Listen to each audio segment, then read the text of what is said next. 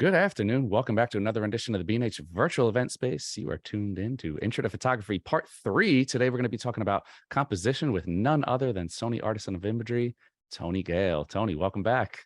Thank you. Always a pleasure to be here.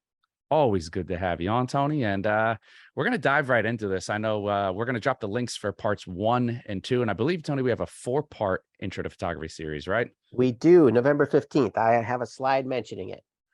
I know you do. You always got this stuff covered. So I'm going to get out of the way. As always, if you guys do have any questions, feel free to get them into the comments section there. And I do want to send a special shout out to Sony and thank them for sponsoring this 4-part series. But we're going to kick it over to Tony. Thank you very much. Hi, everybody. I am Tony Gale. I am a photographer based here in New York City and a Sony Artisan of Imagery. Many of you have probably seen me talk before, so hopefully that's not new news. But if it is, welcome. Thanks for tuning in. Today, in conjunction with the event space and Sony, as always, our 3rd installment in the Intro to Photography composition. In addition to being an artisan of imagery, I'm also a BenQ ambassador, a Manfrotto ambassador, and an X-Rite Colorati. And as Derek mentioned, coming up on November 15th at 5 p.m., Intro to Photography Part 4, Lighting. So I am a commercial photographer based here in New York City, people and portraits mostly. And the thing I always say in every one of my presentations is we are in a very fortunate time to be photographers. I, in fact, just saw a post somebody shared on Facebook, somebody I know who came up in the 80s talking about how he's glad to not be a photographer now, and it was easier then. Some things maybe were easier then. But learning photography, the tools that were available to us, all of that was much more difficult then. What we have available to us compared to this picture here, when I was just getting into photography in the mid-90s and was cooking, I was shooting on a film SLR, all manual, no autofocus, no auto exposure, everything manual, at most 36 exposures with film. I would do an experiment. If it didn't work, I wouldn't know until I picked up the film. What we can do now is absolutely incredible. We are in a fortunate time to be photographers. And because we're in that fortunate time, we also have a lot of avenues if there's things we want to know.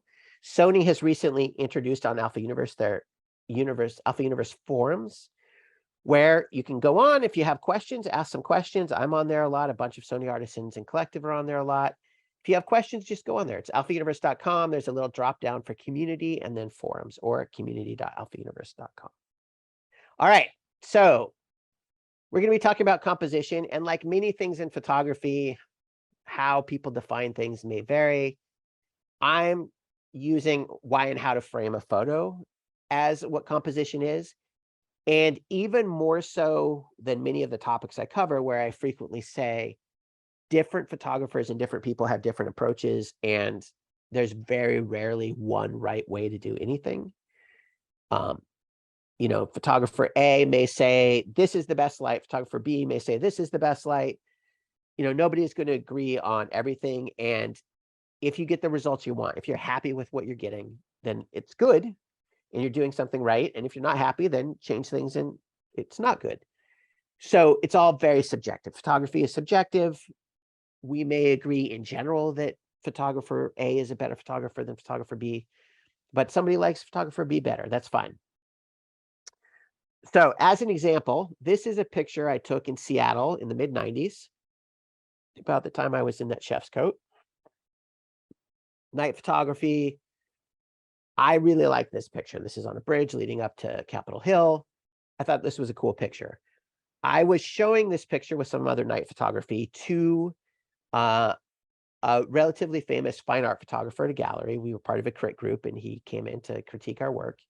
And when he got to this picture, he said, I don't know why anyone would take this picture. He hated this picture. He didn't like anything about it. Of course, it's hard to hear that criticism even now. I'm obviously much better. But when you're starting out and someone says something like that, it can be a little bit like a punch to the gut, right? It makes you feel insecure. It makes you feel like what you're doing maybe doesn't have value. And you know what? First of all, every picture ever made can be better. But if you enjoy photography, no matter what anyone else says, your photography has value. Get out there, enjoy it. Some people are going to like it, some people aren't. That's okay. I had that picture in part of an exhibit in various cafes in Seattle. And the person organizing the exhibit did a press release with that photo, and the local Capitol Hill Times weekly newspaper in Seattle ran that picture to talk about the exhibit. So fine art photographer hates this picture, doesn't know why anyone would ever take it. The person curating the exhibit and the person who was choosing images for this little newspaper both liked it enough to run it to talk about the exhibit. Some people love things, some people don't. It's important to take criticism, and if 10 people say the same thing, it probably has more weight. But sometimes people are going to hate what you love, and sometimes people are going to love what you hate, and that's okay. So what we're going to go through in composition, more or less, is what are you trying to say with your photo? What are some of the rules of composition? Think about what's in the frame, think about your lens choice, find an angle, talking about the rules of composition a little bit more, and then some of the camera tools that are available in Sony cameras that will help you with some of these things. Mirrorless cameras in general, the Sony mirrorless cameras, because what you see is what you get, and because you can take a picture and check it and then recompose or adjust or change your exposure or change your focal length or whatever, all of those things make it much easier to improve as a photographer and to improve your photographs. And as I said before, every photograph ever made, I firmly believe, could be better. Every picture I've ever made could be better. Every picture anyone has ever made could be better. Do I necessarily know how it could be better? No, not necessarily. Although most of mine, I think of things on the way home after I take the picture. I'm like, oh, I should have done this. And that's okay. It just means next time you do that thing and you make it a little better, and then you make it a little bit better again and a little bit better again. And over time, we all improve. So what are you trying to say with your photography? What are you trying to say with this photograph? Is the photograph for you? Is it for someone else? Is it documentary work? Does it need to be vertical, horizontal? Is it a standalone photo? So if it's for you, it can be whatever you want, right? If it's for someone else, like this cover I did for Poets and Writers magazine, Salman Rushdie, it's a cover. So it has to be vertical. They need negative space on the left or on the right to allow for type. There's very specific needs in the composition. So I have to create the photo based on that composition because it is for a client. Similar thing, same magazine, for their openers, they need a spread with space for type on the left or on the right and a strong off-balance image. That's what they need. On the other hand, this picture of Old Faithful at night with Comet Neowise a couple of years ago in Yellowstone, this is a picture I made for myself. So the composition could be whatever I wanted it to be, and I wasn't beholden to anyone. Sometimes we'll talk about adjusting and changing things a little later. If what you're doing is documentary or photojournalism, you do have to be careful with that, because while you can obviously choose what's in your frame, part of composition sometimes could be moving things around. Maybe you're setting up a shot, and you know what? The shot would be better if that glass wasn't in the background. If you're doing documentary work or photojournalism work, you can't do that. You can't move that stuff. Whatever's there is there. You can choose to change your angle, but you can't choose to move the things and change the environment that the picture is in. All right, so let's talk about the rules of composition. There are 9 or 10 or 19 or 15 or 7 or 5. There's a lot of rules of composition. What those are varies a bit. We're going to talk about the ones that I think matter. But for the most part, nobody agrees on what the rules of composition are. Composition is making a strong photo. There are a few things, like I said, that we'll talk about in a little bit. But in general, when someone says anything is a rule in photography, like I said before, it's probably something that you can just move on past. It may or may not mean that most of the time it's a good idea. But is it a good idea for you? I can't say. Maybe, maybe not. So the first thing is think about what's in the frame. One thing I think many of us do when we're starting out is when we take a picture,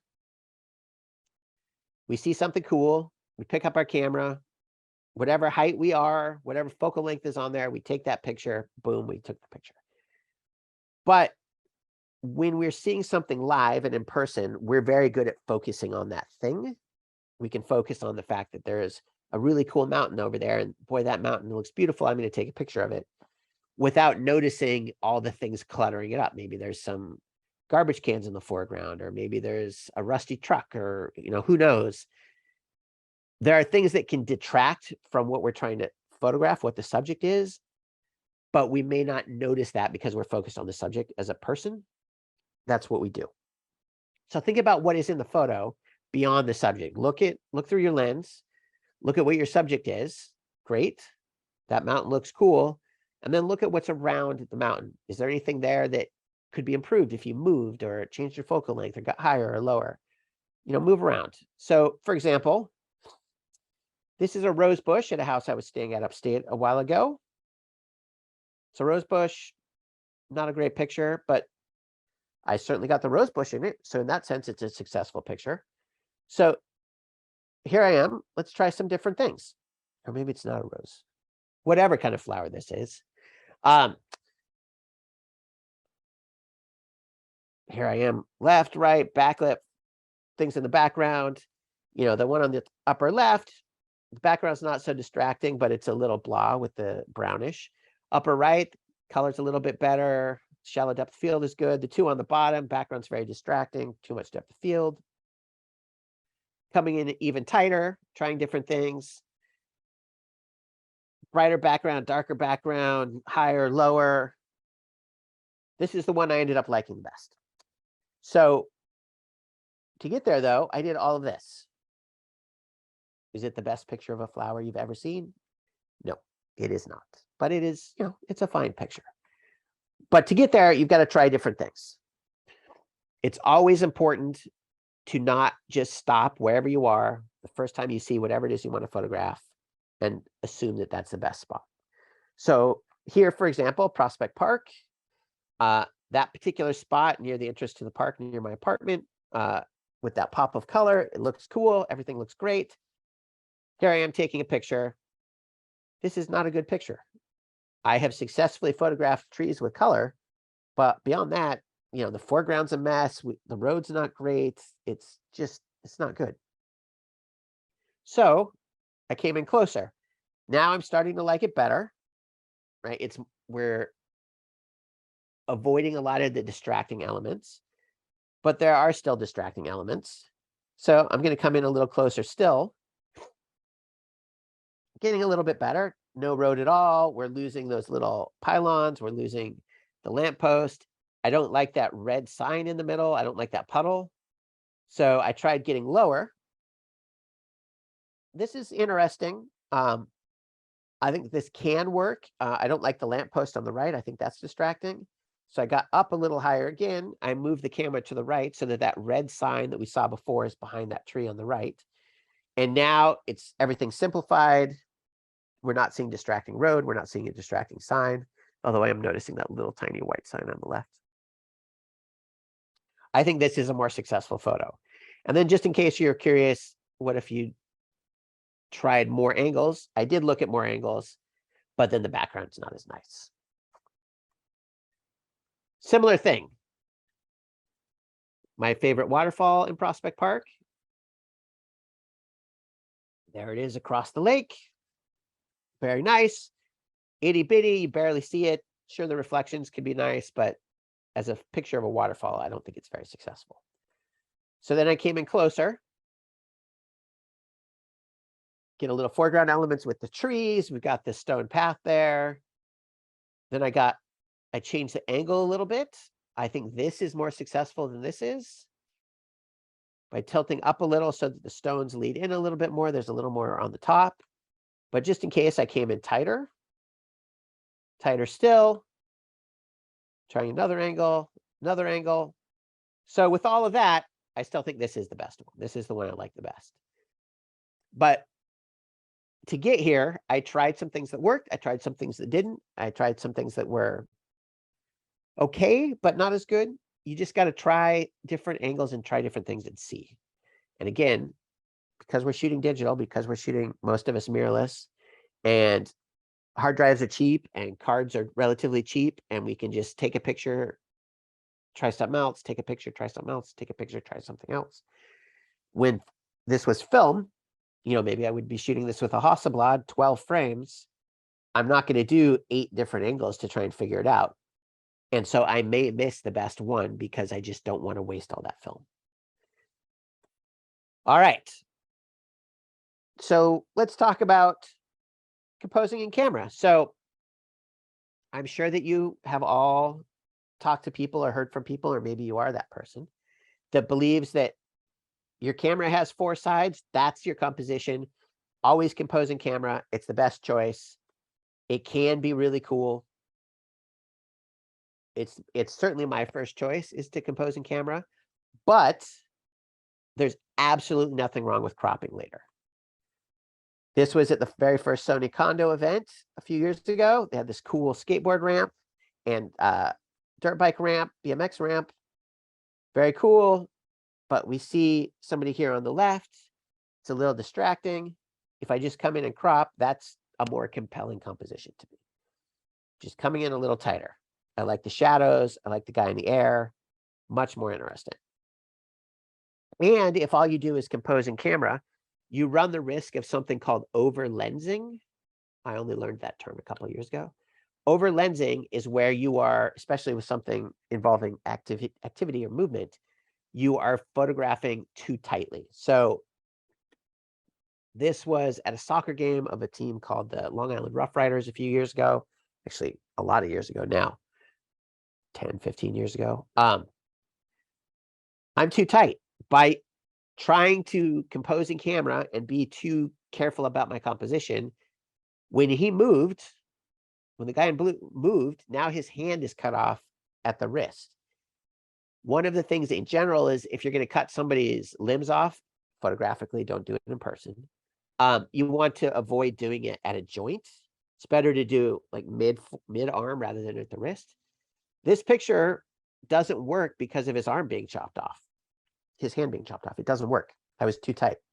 Same thing here, too tight. So back when they were the Metro Stars, I used to shoot for a soccer magazine several years ago. Here he is running. I'm too tight, so the bottom of his feet are cropped off. To me, that wrecks the picture. This one is fine. Composed in camera, everybody's there. This one works. So if you're going to compose in camera, that's great. Be careful not to come in too tight. The beauty of cropping is you can always shoot wide and crop later. You can't shoot tight and then, well, you can if you're really good at Photoshop or compositing, but in general, you don't want to shoot tight and then try and add information later. So here we are, a nice horizontal portrait, can be cropped vertical. Nice vertical portrait can be cropped horizontal. And I actually really like this one as a horizontal crop. Melissa Joan Hart a few years ago for a magazine. Or something like this. So this is a splash tank. Got a fish tank. I've got some Sony speed lights. I've got my camera. I'm plunging the rose into the water, trying to get the bubbles in the movement. If I come in too tight on this, I'm going to lose things. I'm going to crop things. So, or I'm going to crop things out that I don't want to crop out. So here it is. I just crop it a little and then clean up the water a little bit because all those bubbles and the reflections. This was a quick cleanup. And then it's cool. If you shoot a little wide and crop later, you've got a lot of flexibility. If you shoot too tight, it's gone. We also have things like balance, symmetry, reflection, repetition. Who doesn't like a good reflection shot? Everybody does, right? Some mountains in Alaska. This also, we're going to talk about the rule of thirds in a bit when I go back to the rules. This horizon line, it's not quite in the middle, but it's close to the middle. There are times when splitting your horizon in the middle works, and there are times when it doesn't.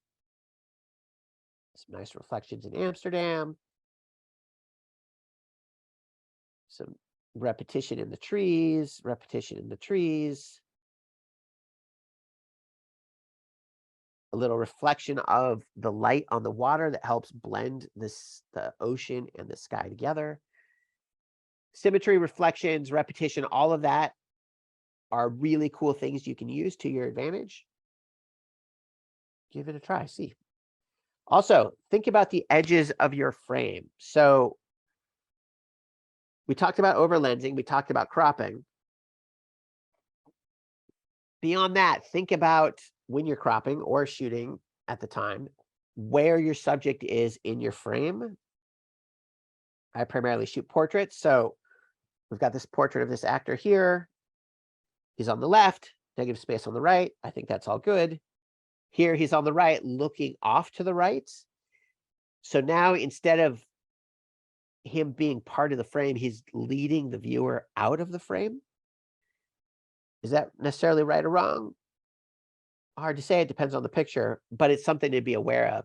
If you're going to have somebody looking off camera in general, you're probably better off if they're off camera and looking more into frame rather than on the edge of the frame looking out.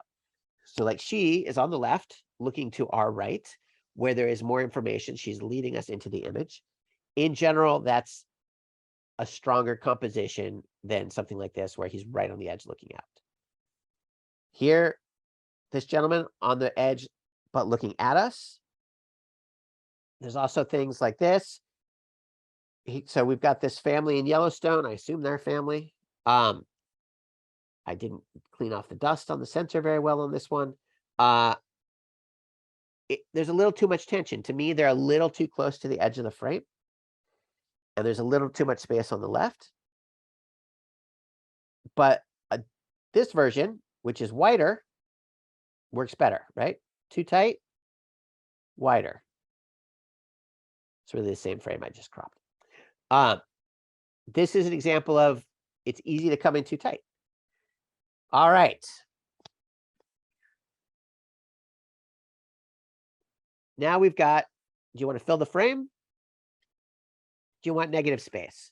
Negative space is space in the frame that is not anything specific. It's not your subject and it's not something distracting. So here, our subject is this tower in San Marino, a little principality encircled by Italy. The tower is the subject. So we've got the mountain that it's on, we've got the sky. That's really all negative space because while it's there and it helps tell the story, it's not really an important part of the subject. And then you can go even wider. So now we've got all the sky as negative space. We've got more of the mountain, more of the village down below. It's a little less negative spacey down below because it's a little busier, but the sky I would still call as negative space. But is this where the tower is bigger in the frame and the mountain fills the frame, or is this one better? Depends on what you like. There's also something like, here he is, mostly filling the frame with his body, right? There's not a lot of room left and right or on the top. Now, lots of negative space. Is this the right answer? If this is a standalone picture, I would say no. I think this is too much. It with him right in the middle, it doesn't make a lot of sense. Even more so, it doesn't make sense. Why is he so tiny? Why is he just in the middle with all the space around him? On the other hand, if all the space around him had type or copy, it might make sense. Look, coming a little tighter. Now he's on the left. There's some negative space on our right. This, I think, is fine. Having that negative space on the right doesn't bother me at all. Having somebody off center like this, I'm fine with. Same thing, other side, although I think this is a stronger composition than this is. Coming in a little tighter. Now we're getting in really tight. One of the things people will often tell you to do is not to chop off the top of people's heads. I say do whatever you want. I do it all the time. Sometimes it looks cool, sometimes it doesn't. Probably don't do it all the time, but there's no harm in trying it. Coming in even tighter too. This, I mean, it's all the same image, just different crops. This is still a compelling image, I think. Coming in a little tighter, that's probably too tight. Now, because we're losing his hairline at the top, it makes his forehead feel a little bit bigger. So one thing, and I didn't do this, that could make this better is to actually crop out some of his forehead. And this one would be a stronger picture. So here's all those versions, the original on the upper left, and then adding the backgrounds. You know, which one you like the best. You know, maybe you don't like any of them, that's fine too. But whichever one you think is the strongest is a little bit subjective.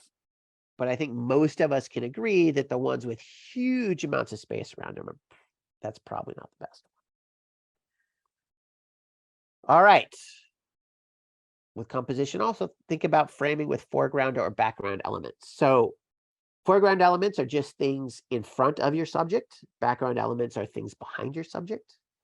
This is in Rome with the river there in the foreground and just framing St. Peter's Dome there with this tree in the foreground. So on the edge of the river, using the foreground elements to just sort of frame my subject. I'm a big fan of foreground elements. Also in Rome, this is the Pantheon.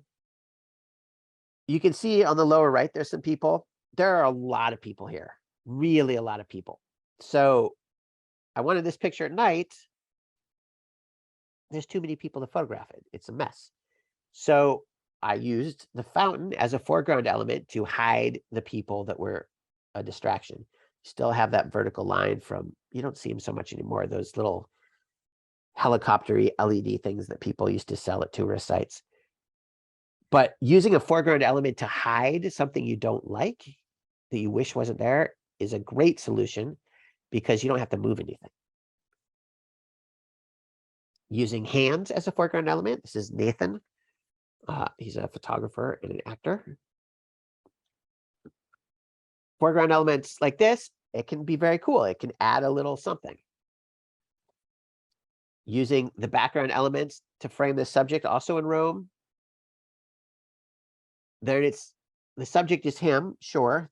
I think it's a guy. Framed on these steps, and I have a version without him, and it's much stronger with him. But I'm framing him with those background elements to make a more interesting picture. All right.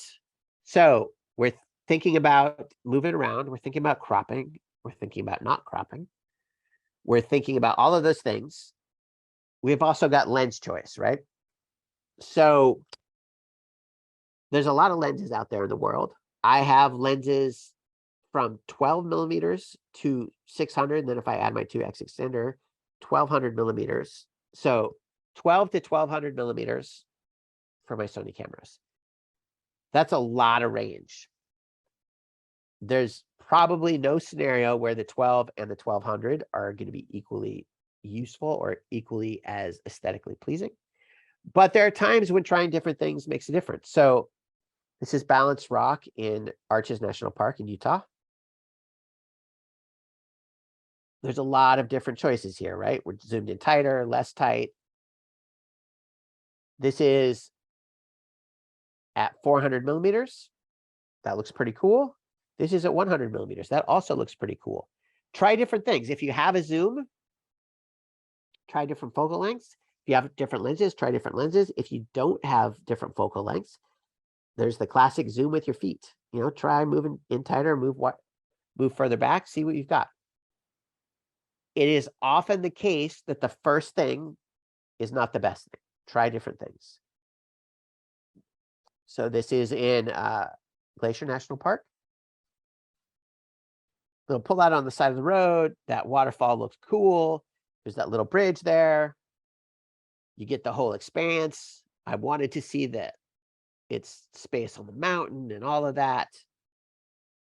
But then I take this picture and it's sort of, I mean, I could juice it up a little, but it's, I don't love it.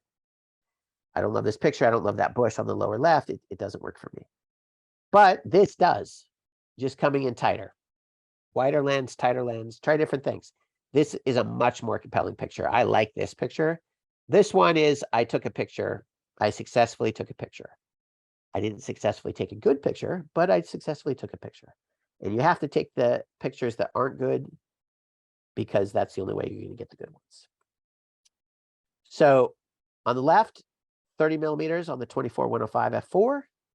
On the right, 280 millimeters on the 200 to 600.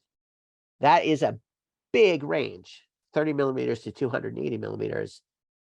But yeah, the one on the right's better. You also, with focal length and composition, think about how the focal length compresses things. So this is in Grand Teton National Park, 34 millimeters on the left, 77 in the middle, 105 on the right. All the 24-105, a great versatile lens. I think underrated. Great walking around lens when you're traveling. So different focal lengths, and then just me moving to get different things. So the 105 on the right, because of the way the compression works, and because I'm further away, the barn is smaller relative to me, and the mountains are larger relative to the barn, right? Very different perspective than, say, the 34 millimeter on the far left, where the barn and the mountains feel similar in size. And then the 77 in the middle, where they're both bigger.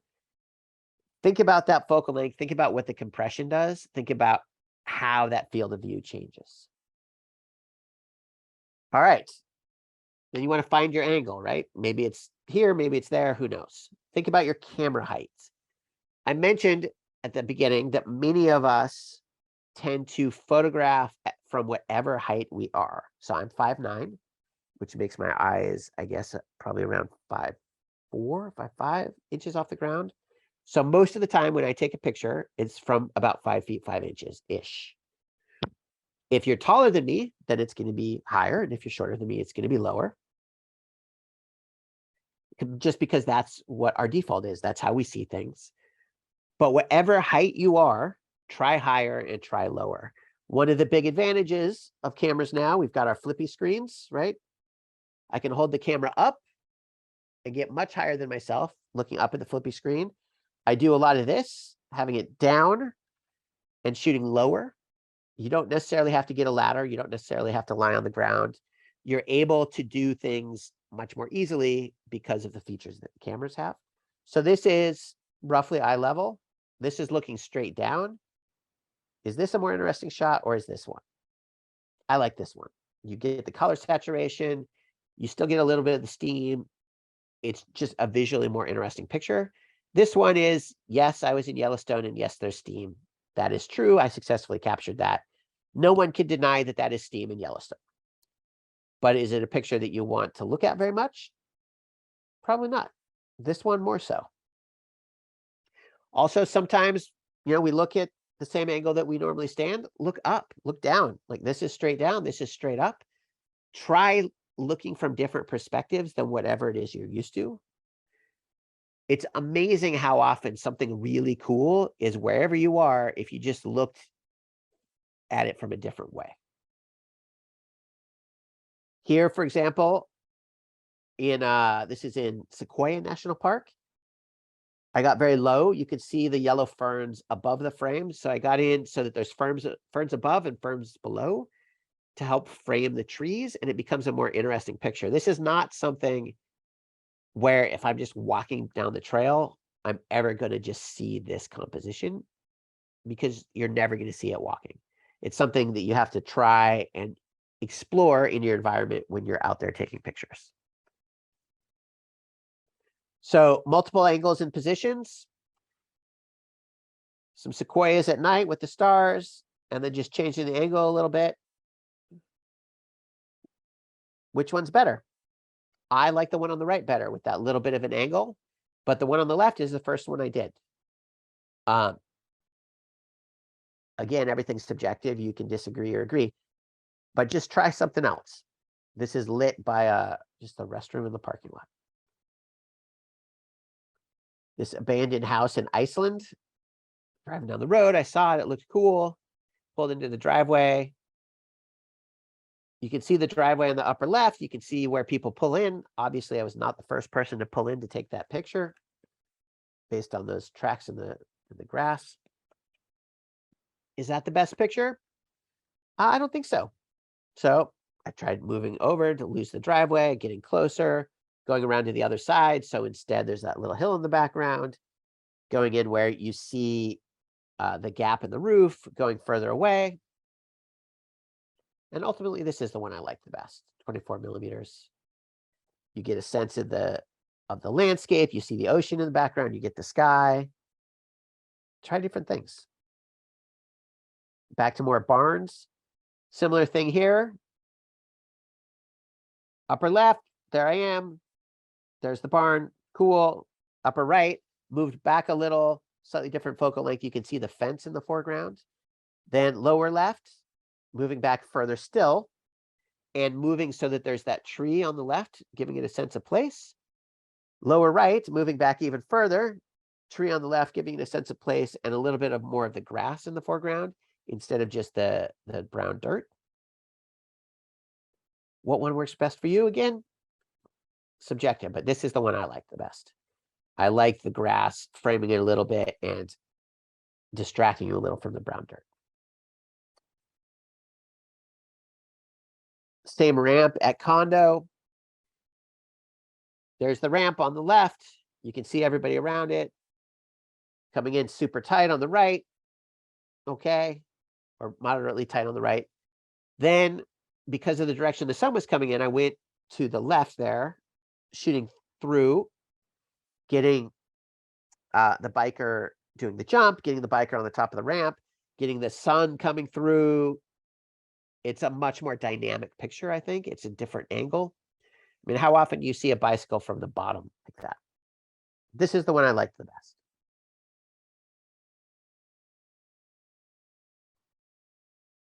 Here we are looking at the ripply reflection of the Tetons, playing around with some foreground elements, some framing. Upper left, it's okay. There's too much darkness on the left, I think. I like the tree there on the middle top, experimenting a little bit more. No tree at all, different tree, different little forest there.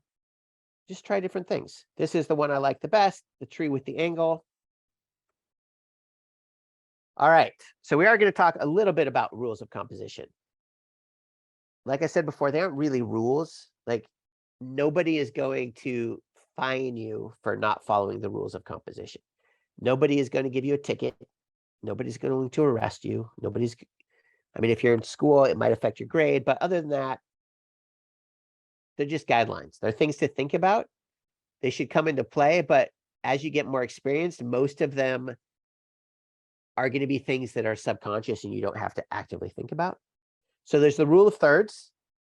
The rule of thirds says, in general, you want to put things on those vertical or horizontal lines and at the corners. So splitting everything up into thirds. So this road here, horizon right in the middle, slightly different version where the horizon is closer to that line, stronger composition, right? That's a better picture than this is, right? Lower left better than, I'm sorry, left better than right. Just bringing the horizon down a little bit. Here she is. Her face is sort of centered, upper right quadrant there. Moving things off center, making things not dead center. Milky Way at Grand Canyon. Horizon's a little too high. Coming in tighter, moving it down. So the rule of thirds basically says make things not balanced, make things not dead center. We also have something like leading lines. So leading lines are things that bring the viewer's attention and focus towards where the subject is. So this is on the Williamsburg Bridge. We've got the lines of the bridge bringing us to our runner. We've got these lines bringing us to this person walking in Death Valley National Park. We've got these lines from the lights bringing us to our subject. We've got the lines of the trail and the framing of the rocks leading us into the Grand Canyon. We also have things like framing we talked about foreground elements and background elements, but beyond just using standard foreground and background elements, you can really frame with this. So early on in COVID, I did a bunch of self-portraits. I did one every day for about 85 days. It gets really difficult when you're in an apartment for that long to find something interesting. So shooting through a doorway here, with the door partway shut, using all that negative space to frame the picture of myself in there. We're losing all the distracting stuff that's to my sides. Framing this gentleman in Prospect Park with the grass or with the leaves and the trees. So there's things there. It's not just on a plain background, but it's out of focus and it helps just frame the subject. Framing somebody in a window frame between some trees. Framing someone in something that's there. So this is on the Staten Island Ferry looking out through the doorway. We know what the subject is, right? It's clear that it's a picture of her on the ferry, sure. Even though she's very small in the frame and very small in the photo, because in part, everything guides us to her. She's framed by the doorway. Everything else around it is dark. Joshua Tree National Park, the cactus framed by other cactus. So think about leading lines, think about framing, think about rule of thirds, but don't think about them too much. Depending on what cameras you have, if you have a Sony camera, Sony mirrorless camera, you have a level.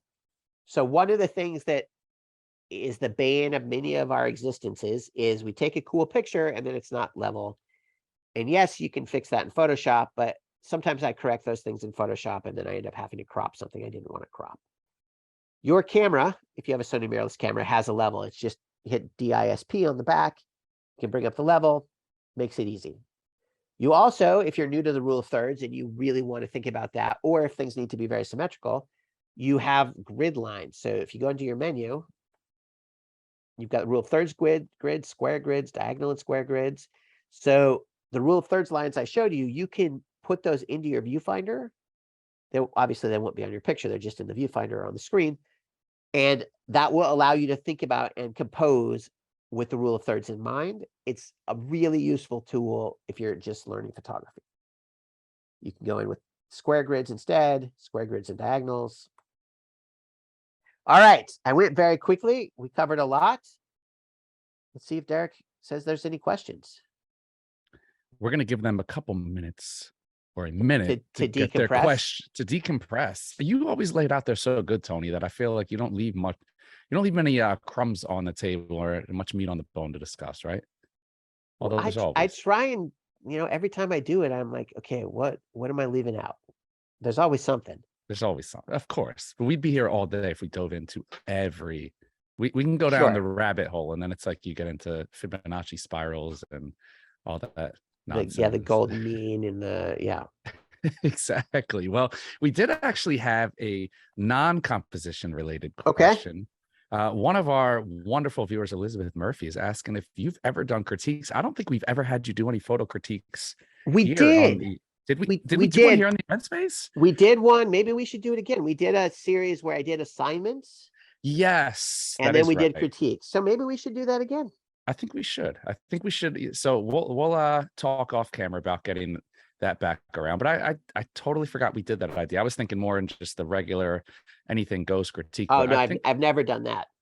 I think I liked the latter. I think I like the, when we do the former, excuse me, the lesson and then the homework. I like that. Yeah. I mean, I'm sure that some of the people who submitted work, it was something they'd shot 20 years ago, but that doesn't make it not critiquable. Exactly. We can all learn from work we did 20 years ago just as much as yesterday. Totally. And we love rule breakers around here. So we'll welcome that. And they're just guidelines anyway. Exactly. Elizabeth does have another question. She said the picture of the house in Iceland, yes. Notice the building appeared to be in the center. What were you hoping to show when you did that versus having it off to the side of it? So the reason that I did it in the center is because I liked the way that the sky and the landscape framed it. It made it feel smaller in the environment. Whereas if it was left or right, then it doesn't feel as empty and alone. Does that make sense? Totally. And I think the important takeaway is you had intention, right? Yes. I think that's really, like you said, everything's a guideline. There's no real hard, fast rules. it's guidelines. There's certain things that work better and that have less bend in certain situations, but ultimately it's up to, if you have a reason why you're doing it, I think and you can explain why, then it makes more sense than just doing it because one of the things, and I'll throw it out here, it's one of my rubs when people feel like a portrait has to be rule of thirds, and then they'll cut off a shoulder and have dead space on the other side because they just wanted to put it rule of thirds. So I really like that you went into showing a headshot with the top of the head. Yeah. Because a lot of people, they're afraid to do it. But when you see it done and it's done right, it doesn't throw up any alarms. Yeah. I mean, everything is variable based on the picture and the person. Totally. And to be fair too, I think we've all, so I was intentional with that house in Iceland, but we've also all taken pictures that we didn't think about. We just took the picture and something subconscious told us to, let's do it that way. And sometimes those are really, really successful. And then sometimes we're like, oh, I should have thought about this more. Like we've all had both of those. Totally. It's a lot of it's instinctual. You look at a scene and your brain processes it a certain way because you've been there before, or you've seen that light, or something, just all the factors play in and it just hits and you just lift your camera and take it, right? Yeah. Totally. All right. We do have another question that just came in from Marty joining us on Vimeo. Do you ask permission of street subjects before taking their pictures? So I very rarely take real street photography, meaning I'm not walking around the streets of New York photographing, just people on the street typically. Partly because well, first of all, let me say, I think the history of street photography is very important. And there's huge amounts of just understanding of the past and the world that we would not have without street photography. Full stop, 100%. That said, I'm not really comfortable photographing just random people doing random things for the most part. Like that person that you saw walking on that hill in Death Valley, that was a 600 millimeter lens and she was like a quarter mile away. So there's no permission. Yeah, there have been times, though. There was a picture, I obviously wasn't in here, that I took in Joshua Tree where I saw somebody standing on a rock and they looked really cool and I photographed them from a big distance. And then I saw them later. So I showed them the picture and talked to them about it. In the United States, you are allowed to photograph anybody who is in public, but don't be a jerk. Just don't be a jerk. That's a great recommendation right there. I think having respect for people out on the street, and if they don't want their picture taken and you can visibly tell they don't take it. Yeah. Whether you're allowed to or not. Now, I do actually have a follow-up question for you in that regard. And this is just your opinion, because it is an argument in street photography, whether candid or posed. Do you feel that one engages the viewer more, or is there one that you prefer in a completely candid shot versus, candid? And when I say a candid shot, I mean the person clearly knows their picture is being taken, but there's no permission given. It's just somebody walks up and they take a picture versus somebody stopping and taking a posed portrait. Well, to me, a posed portrait isn't really street photography. That's a portrait. I think it just depends on the picture. I think they both have value. But I mean, we've all seen, look at stuff that Paul Strand did or Helen Levitt. If anybody doesn't know who Helen Levitt is, go look up Helen Levitt. She did incredible street photography in New York City in 50s, 60s, 70s. Absolutely amazing stuff. And none of that was, well, I shouldn't say none of it because I haven't seen it all. Most of it was not planned and it wasn't posed. And it's amazing. And it's such a snapshot of a time and a place that wouldn't exist without that work.